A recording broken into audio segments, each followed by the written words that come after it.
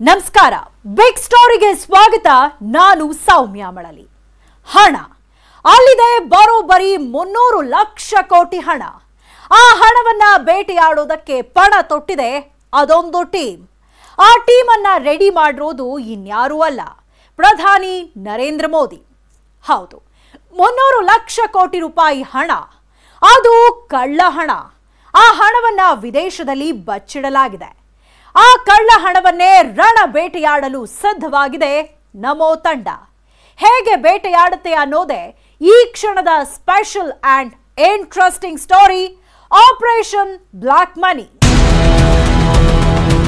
आप मानते हैं कि विदेशी बैंकों में हिंदुस्तान का काला धन है? आप मानते हैं कि देश के कुछ चोर लुटेरों ने विदेशी बैंकों में हमारा पैसा जमा किया है? आप मानते हैं कि वो रुपये वापस आने चाहिए? दुनिया के किसी भी देश में हिंदुस्तान का पैसा रखा गया है, पाई पाई वापस लानी चाहिए कि नहीं लानी चाहिए? काला धन वापस लाना चाहिए कि नहीं लाना चाहिए? अगर आप मुझे आशीर्वाद देंगे, मौका देंगे, मैं पाई पाई वापस लाऊंगा।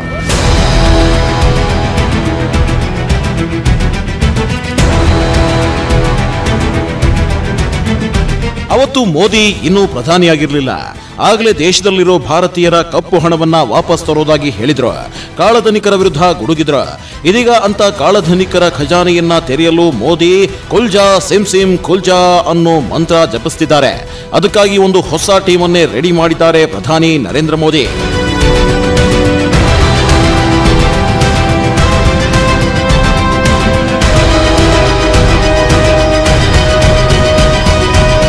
इस रास्ते से हम भटकने वाले भी नहीं है, हटने वाले भी नहीं है, और कोई इससे बचेगा नहीं। मैं आपको कह के रखता हूं, हम वादा करके आए। हमने G20 का क्या उपयोग किया? ब्लैक मनी, ड्रग ट्रैफिकिंग, इसके खिलाफ G20 ने जिम्मेवारी के साथ कदम उठाना चाहिए और उसमें हम सहयोग करेंगे। और काले धन को रोकने के लिए हम एक दूसरे के साथ सहयोग करेंगे। हम मिलकर के जिसको दबाव डालना है डालेंगे। इसका निर्णय G20 समिट में करवाया। ಇದು 2015ರಲ್ಲಿ ಲೋಕಸಭೆಯಲ್ಲಿ ಮೋದಿ ಹೇಳಿದ ಮಾತುಗಳು. ಕಾಳಧನಿಕರ ವಿರುದ್ಧ ಸಮರ ಸಾರೋಕೆ G20ಯಲ್ಲೇ ನಿರ್ಧರಿಸಿದ್ದೇವೆ. ಅದರಂತೆ ನಾವು ಈ ಹಾದಿಯಲ್ಲಿ ಸಾಕ್ತಿವಿ. ಇದನ್ನ ಯಾರು ತಪ್ಪಿಸೋಕೆ ಆಗಲ್ಲ, ಇದರಿಂದ ಯಾರು ಕೂಡ ತಪ್ಪಿಸ್ಕೊಳ್ಳೋಕೆ ಆಗಲ್ಲ ಅಂದಿದ್ರು. ಅದರಂತೆ 2016ರಲ್ಲಿ ಮೋದಿ ಸಾರಿದ ಸಮರಕ್ಕೆ ಧಗಧಗಿಸಿಬಿಟ್ಟಿತ್ತು ನೋಡಿ ಕಾಳಧನಿಕರ ಕಪ್ಪು ಕೋಟೆ.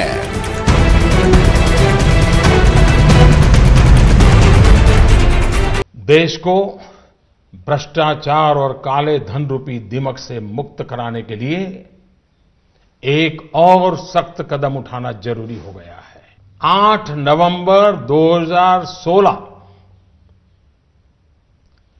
की रात्रि को 12 बजे से वर्तमान में जारी 500 रुपए और 1000 रुपए के करेंसी नोट लीगल टेंडर नहीं रहेंगे।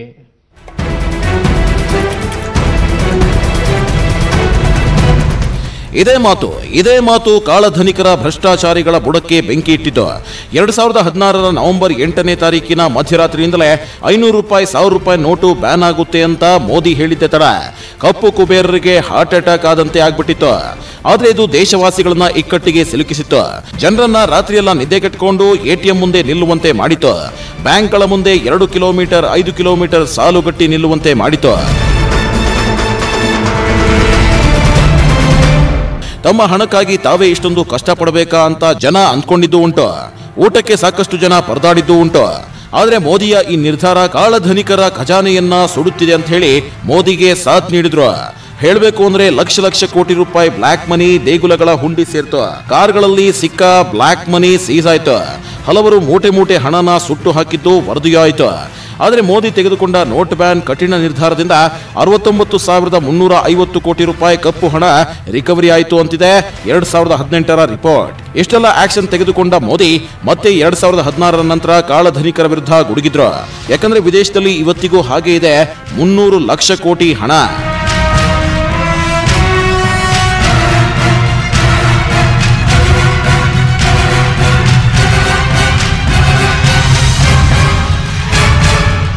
किसी को दिखे या ना दिखे, देश बदल रहा है। पर्दे के पीछे वो लोग हैं जो अगर ये डिजिटल व्यवस्था आ गई, सीधे पैसे बैंक में चला जाएंगे, तो उनका कोई जो दुकानें चलती वो बंद हो जाएगी।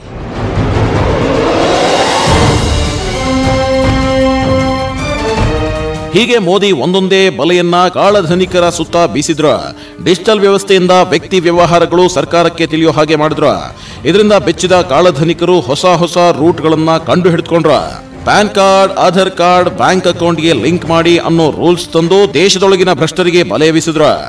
ಆದರೆ 2016ರಲ್ಲಿ ನೋಟ್ ಬ್ಯಾನ್ ಆದ್ಮೇಲೂ ಇಲ್ಲಿಗೆ ಕಾಳಧನಿಕರ ವಿರುದ್ಧದ ಸಮರ ನಿಲ್ಲಿಲ್ಲ ಅಂತ ಹೇಳಿದ್ದ ಮೋದಿ ಅವತ್ತೇ ಕಾಳಧನಿಕರಿಗೆ ವಿದೇಶದಲ್ಲಿರೋ ಹಣವನ್ನ ವಾಪಸ್ ತಂದುಬಿಡಿ ಅಂತ ಹೇಳಿ ವಾರ್ನಿಂಗ್ ಮಾಡಿದ್ರು. ಇಲ್ಲದಿದ್ರೆ ಕಾಳಧನಿಕರ ಬೇಟೆಗೆ 1 ಲಕ್ಷ ಜನರನ್ನ ಬೇಕಾದ್ರೂ ನೇಮಿಸೋಕೆ ರೆಡಿ ಅಂದಿದ್ರು. ಆದ್ರೀಗ ಮೋದಿ ಕಾಳಧನಿಕರ ಕಳ್ಳಾಟಕ್ಕೆ ಬ್ರೇಕ್ ಹಾಕಲು ಅದೊಂದು ವಿಶೇಷ ತಂಡವನ್ನ ಸಿದ್ಧಪಡಿಸಿದ್ದಾರೆ ಮೋದಿ. ಹಾಗಾದ್ರೆ ಆ ಟೀಮ್ ಹೇಗೆ ಭ್ರಷ್ಟಾಚಾರವನ್ನ ಬೇಟೆಯಾಡುತ್ತೆ ಅಂದ್ರೆ ಅದನ್ನೇ ತೋರಿಸ್ತೀವಿ ನೋಡಿ.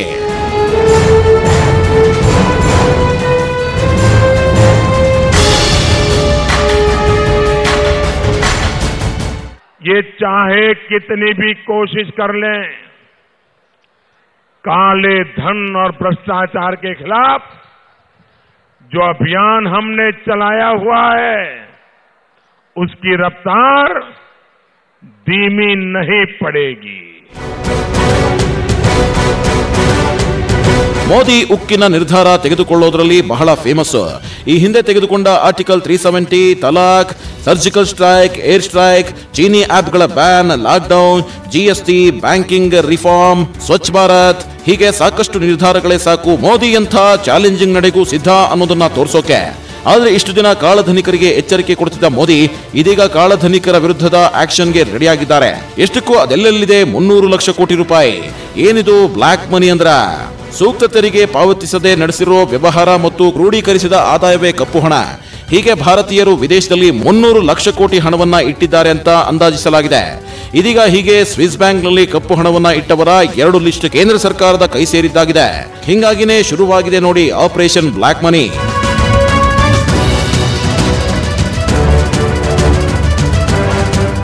ಶೇಕಡ 87% ನಮ್ಮಲ್ಲಿರುವಂತಹ ಹಣ ಏನಿದೆ ಅದು ಕೇವಲ 500 ರೂಪಾಯಿ 1000 ರೂಪಾಯಿ ನೋಟ್ಗಳಲ್ಲಿ ಇತ್ತು ಅಂತ ಅದನ್ನ ಏನ್ ಬ್ಯಾನ್ ಮಾಡಿದ್ರು ಅದು ಸ್ಟಾರ್ಟಿಂಗ್ ಫೇಸ್ ಅಷ್ಟೇನೆ. ಈಗ ಖಂಡಿತವಾಗ್ಲೂ ಫಾರಿನ್ ಅಸೆಟ್ಸ್ಗಳಲ್ಲಿ ಜಾಸ್ತಿನೂ ನಮ್ಮಲ್ಲಿ ಬ್ಲ್ಯಾಕ್ ಮನಿ ಇದೆ. ಸೊ ವಿದೇಶದಲ್ಲಿರುವಂತಹ ಕಪ್ಪು ಹಣ ಏನಿದೆ ಅದರ ಅಂದಾಜು ಹೇಳುತ್ತೆ ಹತ್ತತ್ರ 300 ಲಕ್ಷ ಕೋಟಿ ರೂಪಾಯಿಗಳು ವಿದೇಶದಲ್ಲಿ ಇವತ್ತು ಭಾರತ ದೇಶದಲ್ಲಿರುವಂತಹ ಕಪ್ಪು ಹಣ ಅಲ್ಲಿದೆ ಅಂತ.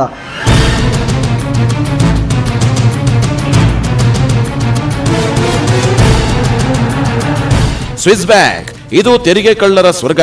ಸ್ವಿಸ್ ಬ್ಯಾಂಕ್ ಅಂತಿದ್ದ ಹಾಗೆ ಕಣ್ಮುಂದೆ ಕೋಟಿ ಲೆಕ್ಕದಲ್ಲಿ ಹಣ ಓಡಾಡಿಬಿಡುತ್ತೆ. ಇದಕ್ಕೆ ಕಾರಣ ಕೋಟಿ ಕೋಟಿ ಅಘೋಷಿತ ಹಣವನ್ನ ಭಾರತೀಯರು ಇರಿಸಿದ್ದಾರೆ ಅನ್ನೋದು. ಈ ಮೊದಲೆಲ್ಲ ಸ್ವಿಸ್ ಬ್ಯಾಂಕ್ ಅಲ್ಲಿನ ಅಕೌಂಟ್ಗಳ ಮಾಹಿತಿಯನ್ನ ಮುಕ್ತವಾಗಿ ಹೇಳ್ತಾ ಇರಲಿಲ್ಲ. ಆದರೆ ಮೋದಿ ಸ್ವಿಟ್ಜರ್ಲ್ಯಾಂಡ್ನೊಂದಿಗೆ ಮಾಡಿಕೊಂಡ ಒಪ್ಪಂದದ ಮೇರೆಗೆ ಸ್ವಿಸ್ ಬ್ಯಾಂಕ್ನಲ್ಲಿ ಖಾತೆ ಹೊಂದಿರುವ ಭಾರತೀಯರ ಮಾಹಿತಿಯನ್ನ ನೀಡುತ್ತಿದೆ. ಹೀಗೆ 75 ದೇಶಗಳು ಕೂಡ ಸ್ವಿಟ್ಜರ್ಲ್ಯಾಂಡ್ ಸರ್ಕಾರದೊಂದಿಗೆ ಮಾಹಿತಿ ವಿನಿಮಯ ಒಪ್ಪಂದ ಮಾಡಿಕೊಂಡಿದ್ದು.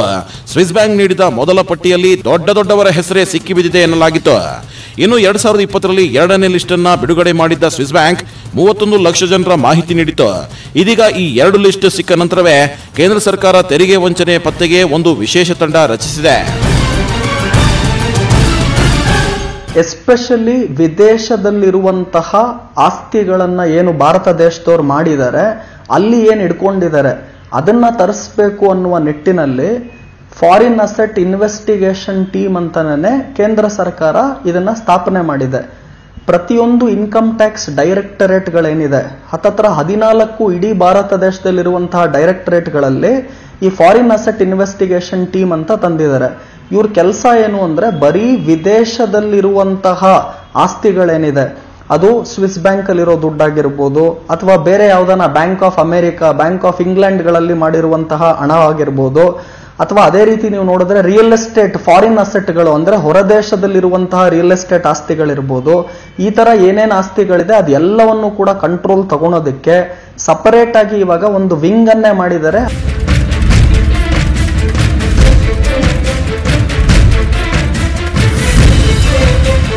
ಈಗಾಗಲೇ ತೆರಿಗೆ ವಂಚಕರಿಗೆ ಬಲೆ ಬೀಸಲು ವಶಕ್ಕೆ ಪಡೆಯಲು ತೆರಿಗೆ ಇಲಾಖೆ ದೇಶದಾದ್ಯಂತ 14 ತನಿಖಾ ಮಹಾನಿರ್ದೇಶನಾಲಯಗಳನ್ನು ಹೊಂದಿದೆ. ಅದರಡಿ ಕೇಂದ್ರ ಸರ್ಕಾರ ವಿದೇಶಿ ಆಸ್ತಿ ತನಿಖಾ ವಿಭಾಗವೊಂದನ್ನು ಸ್ಥಾಪನೆ ಮಾಡಿದೆ. ಈಗಾಗಲೇ ಇದಕ್ಕೆ ನಿರ್ಮಲಾ ಸೀತಾರಾಮನ್ ಒಪ್ಪಿಗೆ ಕೂಡ ಸಿಕ್ಕಿದೆ. ಈಗಾಗಲೇ ಭಾರತ ಹಲವು ದೇಶಗಳೊಂದಿಗೆ ಕಪ್ಪು ಹಣ ನಿಗ್ರಹಕ್ಕಾಗಿ ಒಪ್ಪಂದಗಳನ್ನು ಮಾಡಿಕೊಂಡಿದೆ. ಹೀಗಾಗಿ ಹೆಚ್ಚೆಚ್ಚು ಅಂಕಿಅಂಶಗಳು ದೊರೆಯುತ್ತಿದೆ. ಅಂತಾರಾಷ್ಟ್ರೀಯ ಹಾಗೂ ದೇಶೀಯ ಮಟ್ಟದ ಮಾಹಿತಿಯನ್ನ ಇಟ್ಕೊಂಡು ಅಕ್ರಮ ಆಸ್ತಿ ಪತ್ತೆ ಹಚ್ಚಲು ಕೇಂದ್ರ ಸರ್ಕಾರ ಟೀಮ್ ರೆಡಿ ಮಾಡಿದೆ. ಸಿಕ್ಕಿರೋ ಮಾಹಿತಿ ಪ್ರಕಾರ ಸ್ವಿಸ್ ಬ್ಯಾಂಕ್ನಲ್ಲಿ ಹಣ ಎಷ್ಟಿದೆ ಗೊತ್ತಾ?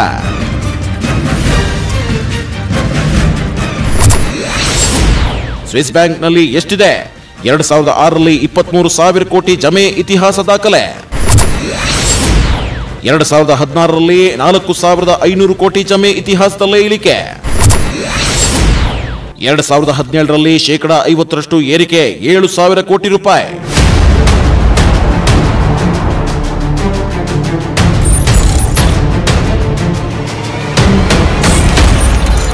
2006ರಲ್ಲಿ ಬಂದ ಒಂದು ವರದಿ ಪ್ರಕಾರ ಸ್ವಿಸ್ ಬ್ಯಾಂಕ್ಗೆ ಭಾರತೀಯರಿಂದ ಹರಿದು ಬಂದ ಲೆಕ್ಕ ಬಂದು ಬರೋಬ್ಬರಿ 23,000 ಕೋಟಿ. ಇದು ಸ್ವಿಸ್ ಬ್ಯಾಂಕ್ನ ಇತಿಹಾಸದಲ್ಲೇ ಮೊದಲು. ಇನ್ನು 2016ರಲ್ಲಿ ಅಂದ್ರೆ ದಶಕದ ನಂತರ 4,500 ಕೋಟಿ ಹಣ ಹರಿದು ಬಂತು. ಇದೇ 45% ಇಳಿಕೆ. ಮತ್ತು 1987ರಿಂದ ಬಂದ ಹಣದ ಲೆಕ್ಕ ತಗೊಂಡ್ರೆ ಅದೇ ಕಡಿಮೆ. 2017ರಲ್ಲಿ 50% ಏರಿಕೆ ಅಂತ ಹೇಳಲಾಗಿತ್ತು. 7,000 ಕೋಟಿ ರೂಪಾಯಿ ಹರಿದು ಬಂತು ಅಂತ ಅಂದಾಜಿಸಲಾಗಿತ್ತು.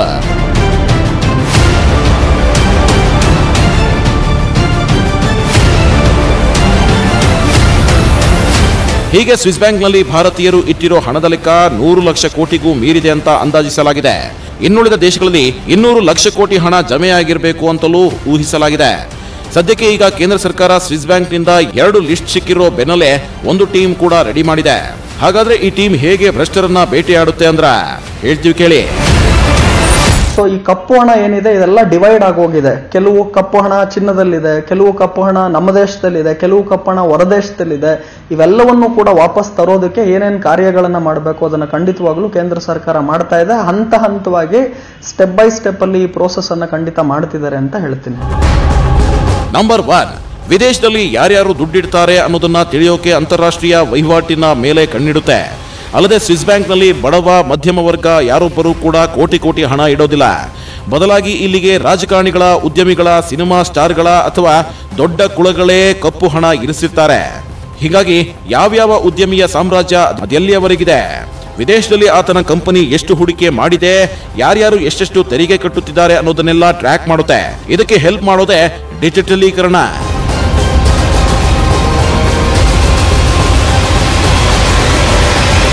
ಯಾವ ರೀತಿ ಬ್ಲ್ಯಾಕ್ ಮನಿ 60-70 ವರ್ಷದಲ್ಲಿ ಸರ್ಕ್ಯುಲೇಷನ್ ಈಸಿಯಾಗಿತ್ತು ಅದನ್ನ ಕಡಿಮೆ ಮಾಡ್ತಿದ್ದಾರೆ. ಭಾರತ ದೇಶದಲ್ಲಿದ್ದಂತಹ ಕಪ್ಪು ಹಣ ಏನಿದೆ ಅದನ್ನ ನೀವು ಇವಾಗ ಆಧಾರ್ ಕಾರ್ಡ್ ಆಗಿರ್ಬೋದು, ಬ್ಯಾಂಕ್ಗಳಲ್ಲಿ ಕಂಪಲ್ಸರಿ ಪ್ಯಾನ್ ಕಾರ್ಡ್ ಲಿಂಕ್ ಮಾಡೋದಾಗಿರ್ಬೋದು, ಇದೆಲ್ಲದರ ಮುಖಾಂತರ ಇಂಡಿಯಾಲಿ ಕಪ್ಪು ಹಣದ ಸೃಷ್ಟಿಗೆ ಕಡಿವಾಣ ಏನ್ ಹಾಕಬೇಕು ಹಾಕಿದ್ದಾರೆ. ವಿದೇಶದಲ್ಲಿರುವಂತಹ ಕಡಿವಾಣ ಹಾಕಬೇಕು ಅಂದ್ರೆ ಬೇರೆ ದೇಶಗಳ ಸರ್ಕಾರದಿಂದ ನಮ್ಮ ದೇಶಕ್ಕೆ ಮಾಹಿತಿ ಬರಬೇಕು. ಅದು ಇವಾಗ ಈಸಿಯಾಗಿ ಬರ್ತಾ ಇರೋದ್ರಿಂದ ಕೇಂದ್ರ ಸರ್ಕಾರ ಅಲ್ಲೂ ಕೂಡ ಈ ಕಾಳಧನಿಕರಿಗೆ ಖಂಡಿತವಾಗ್ಲೂ ಕಡಿವಾಣ ಹಾಕ್ತಾ ಇದ್ದಾರೆ.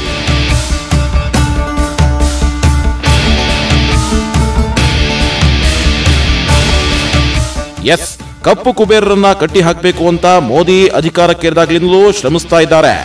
ಆಧಾರ್ ಕಾರ್ಡ್ ಎಲ್ಲರೂ ಹೊಂದಿರಲೇಬೇಕು ಅಂದ್ರ ಆಧಾರ್ ಕಾರ್ಡ್ಗೆ ಪ್ಯಾನ್ ಕಾರ್ಡ್ ಅನ್ನ ಲಿಂಕ್ ಮಾಡುವಂತೆ ಸೂಚಿಸಿದ್ರ ಬ್ಯಾಂಕ್ ಅಕೌಂಟ್ಗೆ ಲಿಂಕ್ ಆಗಬೇಕು ಅನ್ನೋ ರೂಲ್ಸ್ ಬಂತು.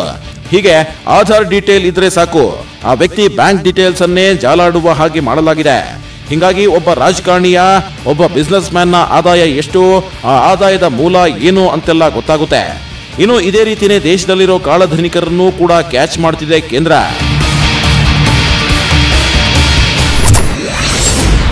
ಇನ್ಕಮ್ ಟ್ಯಾಕ್ಸ್ ಕಟ್ಟುತ್ತಿದ್ದಾರೆ 1.5 ಕೋಟಿ ಜನ. ಎಸ್, ಭಾರತದ ಜನಸಂಖ್ಯೆ ನೋಡಿದ್ರೆ 130 ಕೋಟಿಗೂ ಹೆಚ್ಚು. ಆದ್ರೆ ಇಲ್ಲಿ ತೆರಿಗೆ ಕಟ್ಟೋರು ಮಾತ್ರ 1.5 ಕೋಟಿ ಜನ. ನಂಬೋಕೆ ಆಗ್ತಿಲ್ವಾ? ನಿಜ, ದೇಶದಲ್ಲಿ ಅತ್ಯುತ್ತಮ ಹುದ್ದೆಯಲ್ಲಿರೋ ಮಂದಿ ಸಾಕಷ್ಟು ಜನರಿದ್ದಾರೆ, ಕೋಟಿ ಕುಳಗಳು ಬೇಜಾನಿದ್ದಾರೆ. ಆದ್ರೆ ತೆರಿಗೆ ಕಟ್ಟೋರು ಮಾತ್ರ ಕಡಿಮೆ ಇದ್ದಾರೆ. ಹೀಗಾಗಿ ಡಿಜಿಟಲೈಸ್ ನಿಂದ ಆ ವ್ಯಕ್ತಿಯ ಆಸ್ತಿಯ ಮಾಹಿತಿಯನ್ನ ಜಾಲಾಡ್ತಿರೋ ತನಿಖಾಧಿಕಾರಿಗಳು ಚಾರ್ಜ್ ಮಾಡಲು ಮುಂದಾಗ್ತಾರೆ. ಹೀಗೆ ಕೇಂದ್ರ ರೆಡಿ ಮಾಡಿರೋ ಹೊಸ ಟೀಮ್ ಕೂಡ ವಿದೇಶದಲ್ಲಿ ಯಾರ್ಯಾರು ಭ್ರಷ್ಟರಿದ್ದಾರೋ, ಯಾರ್ಯಾರು ಕಪ್ಪು ಕುಬೇರರು ಇದ್ದಾರೋ ಅವರ ಬುಡವನ್ನ ಜಾಲಾಡಿ ಅವರ ಮೇಲೆ ಆಕ್ಷನ್ ಇಳಿಯಲಿದೆ.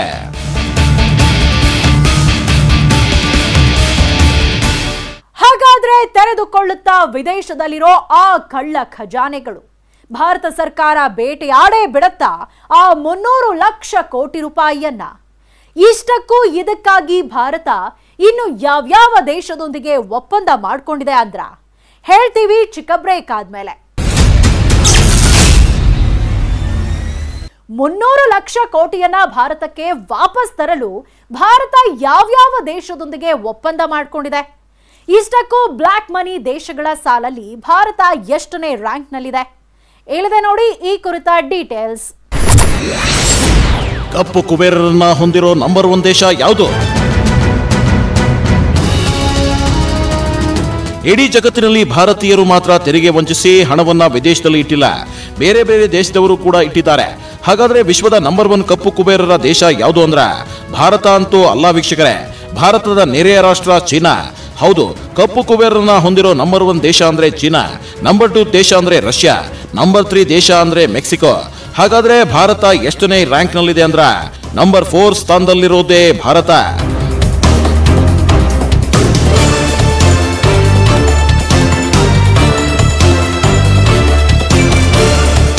ಹೌದು, 2011ರಲ್ಲಿ ವಿದೇಶದಲ್ಲಿರೋ ಭಾರತೀಯರ ಕಪ್ಪು ಹಣದ ಲೆಕ್ಕ 86 ಲಕ್ಷ ಕೋಟಿ ಇತ್ತು.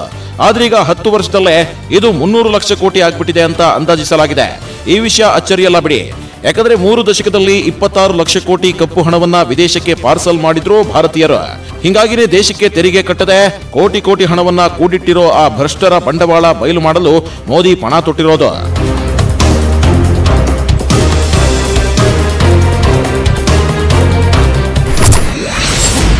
ಆಪರೇಷನ್ ಬ್ಲಾಕ್ ಮನಿಗೆ ಸಾಥ್ ಕೊಡ್ತಿರೋ ದೇಶಗಳು ಯಾವುದು? ಮೋದಿ ಭ್ರಷ್ಟರ ವಿರುದ್ಧ ಗುಡುಗೋಕೆ ಶುರು ಮಾಡಿದಾಗಲಿಂದಲೂ ಒಂದಲ್ಲ ಒಂದು ದೇಶ ತಮ್ಮ ದೇಶದಲ್ಲಿ ಭಾರತೀಯರು ಹೊಂದಿರೋ ಅಕ್ರಮ ಅಕೌಂಟ್ಗಳ ಮಾಹಿತಿ ನೀಡ್ತಾನೆ ಬಂದಿದ್ದಾರೆ. ಈಗಾಗಲೇ 100 ಉದ್ಯಮಿಗಳ ಬಗ್ಗೆ ಸ್ವಿಸ್ ಬ್ಯಾಂಕ್ ಮಾಹಿತಿ ನೀಡಿಬಿಟ್ಟಿದೆ. ಇಷ್ಟಕ್ಕೂ ಭಾರತ ಅದೆಷ್ಟು ದೇಶಗಳೊಂದಿಗೆ ಮಾಹಿತಿ ವಿನಿಮಯ ಒಪ್ಪಂದ ಮಾಡಿಕೊಂಡಿದೆ ಅಂದ್ರ ಬರೋಬ್ಬರಿ 13 ದೇಶಗಳೊಂದಿಗೆ. ಅದರಲ್ಲಿ ಸ್ವಿಟ್ಜರ್ಲ್ಯಾಂಡ್ ಕೂಡ ಒಂದು.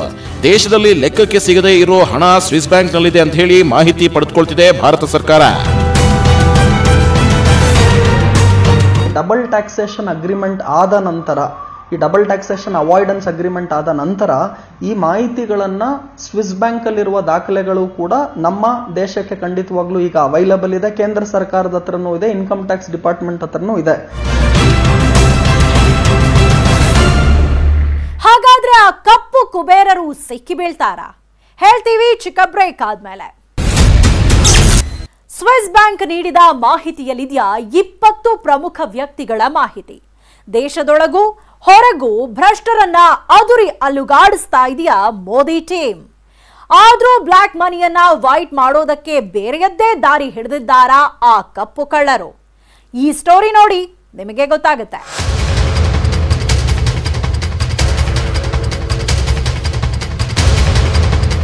ಮೇ ನಹಿ ಕಾವುಂಗಾ ನಾ ಖಾನೆ ದುಂಗಾ, ಇದು ಮೋದಿ ಹೇಳಿದ ಮಾತು. 2014ರಲ್ಲೂ ಇದೇ ಮಾತನ್ನ ಹೇಳಿದ್ರು, 2016ರಲ್ಲೂ ನೋಟ್ ಬ್ಯಾನ್ ಮಾಡಿದ್ರು, 2019ರಲ್ಲೂ ಇದೇ ಮಾತನ್ನ ಹೇಳಿದ್ರು, 2021ರಲ್ಲಿ ಈಗ ಕಾಳಧನಿಕರನ್ನ ಹಿಡಿಯಲು ಹೊಸ ಟೀಮ್ ರಚಿಸಿದ್ದಾರೆ. ಸ್ವಿಸ್ ಬ್ಯಾಂಕ್ ನೀಡಿರೋ ಮಾಹಿತಿಯಲ್ಲಿ ಈಗಾಗಲೇ 20 ಪ್ರಮುಖರ ಹೆಸರಿದೆ ಅಂತ ಹೇಳಲಾಗ್ತಿದೆ. ರಾಜಕಾರಣಿಗಳು, ಉದ್ಯಮಿಗಳು, ಸಿನಿಮಾ ಆಕ್ಟರ್ಗಳು ಸೇರಿದಂತೆ ದೊಡ್ಡ ದೊಡ್ಡ ಕುಳಗಳೇ ಅದರಲ್ಲಿವೆಯಂತೆ. ಒಂದ್ ಕಡೆ 12 ಟೀಮ್ಗಳನ್ನ ದೇಶದೊಳಗಿರುವ ಭ್ರಷ್ಟರನ್ನ ತಡ್ಕಾಡಿಸ್ತಾ ಇದ್ದಾರೆ. ಮಗದೊಂದು ಕಡೆ ವಿಶೇಷ ತಂಡ ರಚಿಸಿ ವಿದೇಶದಲ್ಲಿರೋ ಭ್ರಷ್ಟರನ್ನ ಹುಡುಕಿಸ್ತಾ ಇದ್ದಾರೆ ಮೋದಿ.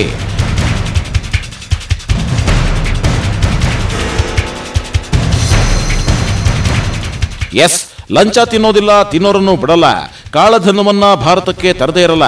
ಇಂಥ ಮಾತುಗಳನ್ನ ಆಡಿದ್ದ ಮೋದಿ ಈಗ ಆಡಿದ್ದನ್ನ ಮಾಡಿ ತೋರಿಸ್ತಾರ ಅನ್ನೋ ಪ್ರಶ್ನೆ ಹುಟ್ಟಿಸಿದ್ದಾರೆ. ಭ್ರಷ್ಟರ ವಿರುದ್ಧ ಸೆಕೆಂಡ್ ರೌಂಡ್ ನ ಸರ್ಜಿಕಲ್ ಸ್ಟ್ರೈಕ್ಗೆ ರೆಡಿಯಾಗಿರೋ ಮೋದಿ ಹೊರದೇಶದಲ್ಲಿದ್ರು ಬಿಡಲ್ಲ ಅನ್ನೋ ಮಾತನ್ನ ಒತ್ತಿ ಒತ್ತಿ ಹೇಳ್ತಿದ್ದಾರೆ. ಯಾಕಂದ್ರೆ ಒಂದಷ್ಟು ಮಂದಿ ಮೋದಿ ನೋಟ್ ಬ್ಯಾನ್ ಮಾಡಿದ ನಂತರದಲ್ಲಿ ಸ್ವಿಸ್ ಬ್ಯಾಂಕ್ ನಲ್ಲಿದ್ದ ಅಕೌಂಟ್ ಅನ್ನ ಕ್ಲೋಸ್ ಮಾಡಿದ್ದಾರೆ ಮತ್ತು ಸ್ವಿಸ್ ಬ್ಯಾಂಕ್ಗೆ ಭಾರತೀಯರಿಂದ ಹರಿದು ಬರ್ತಿದ್ದ ಹಣವೂ ಕಡಿಮೆಯಾಗಿದೆ.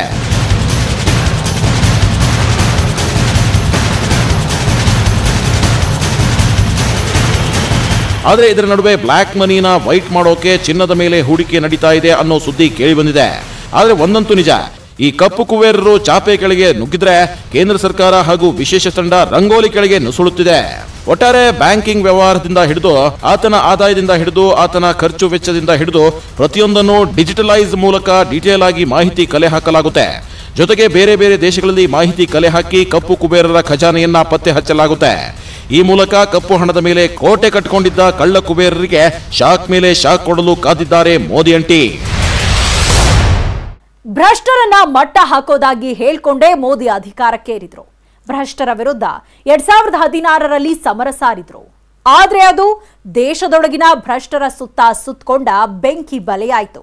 ಹೀಗಾಗಿ ಅದೆಷ್ಟೋ ದೇಶವಾಸಿಗಳು ಮೋದಿ ಹೊರ ದೇಶದಲ್ಲಿರೋ ಭಾರತದ ಕಪ್ಪು ಹಣವನ್ನ ಮರಳಿ ತರೋದು ಡೌಟ್ ಅಂತಿದ್ರು.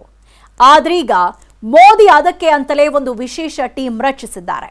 ಈಗ ಈ ಟೀಮ್ ಅದ್ ಹೇಗೆ ಭ್ರಷ್ಟರನ್ನ ಹುಡುಕಿ ಬೇಟೆಯಾಡುತ್ತೆ ಅನ್ನೋದನ್ನ ದೇಶ ಕಾದ್ ನೋಡ್ಬೇಕಾಗಿದೆ. ಇದಾಗಿತ್ತು ಈ ಹೊತ್ತಿನ ವಿಶೇಷ. ನೋಡ್ತಾರಿ ನ್ಯೂಸ್ 18 ಕನ್ನಡ. ಜಾಲ ನಮ್ಮದು, ಬಲ ನಿಮ್ಮದು.